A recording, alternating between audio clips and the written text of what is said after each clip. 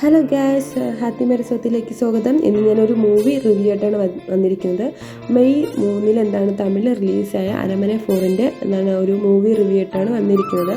നമ്മുടെ സുദർശൻ സിംഗ് ഡയറക്റ്റ് ചെയ്ത ഒരു സിനിമയാണ്. അതിൻ്റെ കഥ എന്ന് പറയുമ്പോഴത്തേക്കും തൻ്റെ ഒളിച്ചോടിയ സഹോദരിയെ അവളുടെ കുടുംബത്തെയും കുറിച്ച് ഉണ്ടാകുന്ന വാർത്തകൾ ലഭിക്കുകയും അരമന 4 ചെന്നൈയിലെ ഒരു ലോയറായിട്ടാണ് സുദർശി അഭിനയിക്കുന്നത്.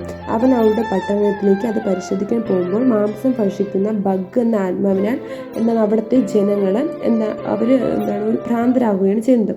അരമന 4ൻ്റെ ഓരോ എപ്പിസോഡും ഒരുപാട് കഥാപാത്രങ്ങളെ വെച്ചിട്ടാണ് അവരതിനെ അവതരിപ്പിച്ചിരിക്കുന്നത്. അന്ന, റാഷി ഖന്ന, സന്തോഷ് പ്രതാപ്, യോഗി ബാബു, VTV ഗണേഷ്, ഡൽഹി ഗണേഷ്, ഗോവ സർല എന്നിവർ അരമന 4ൽ അഭിനയിച്ചിരിക്കുന്നത് നമുക്ക് കാണാം. അവസാന ഭാഗത്തിൽ സിമ്രാനും ഖുഷ്ബുവും കൂടി ഒരു നൃത്തം അവതരിപ്പിച്ചുകൊണ്ട് വരുന്നതും അവരൊരു ഗസ്റ്റ് റോളിൽ, ഒരു അതിഥി റോളിൽ എത്തുന്നുണ്ട്. ഇത് കൂടുതലും ട്രോളും ഇതിൽ നല്ല സോഷ്യൽ മീഡിയയിൽ തന്നെ നല്ല ട്രോളാണ് ഈ സിനിമയ്ക്ക് എതിരായിട്ട് വരുന്നത്. കാരണം ഇതിൽ കൂടുതൽ തമ്മന്ന ഒരു അമ്മ റോൾ നല്ല രീതിയിലാണ് അവതരിപ്പിച്ചിരിക്കുന്നത്. ഒരു കുഞ്ഞുങ്ങളെ രക്ഷപ്പെടുത്താൻ വേണ്ടിയിട്ട് അവർ കിടന്ന് പോരാടുന്നു. പക്ഷെ അത് ഭയങ്കരമായിട്ട് ട്രോമാറ്റിക്കലായിട്ടാണ് കാണുന്നത്. ഒരുപാട് അവർക്ക് അതിൽ ഒരുപാട് ആക്രമണം ഉണ്ടായിട്ടും അത് മുന്നേറി വരികയും അത് ഒരുപാട് ഡ്രാമാറ്റിക്കായിട്ട് അവതരിപ്പിച്ചു കൊണ്ടിരിക്കുന്നത് കൊണ്ട് തന്നെ ഇതിനെതിരെ ഒരുപാട് ട്രോളുകൾ വരുന്നുണ്ട്.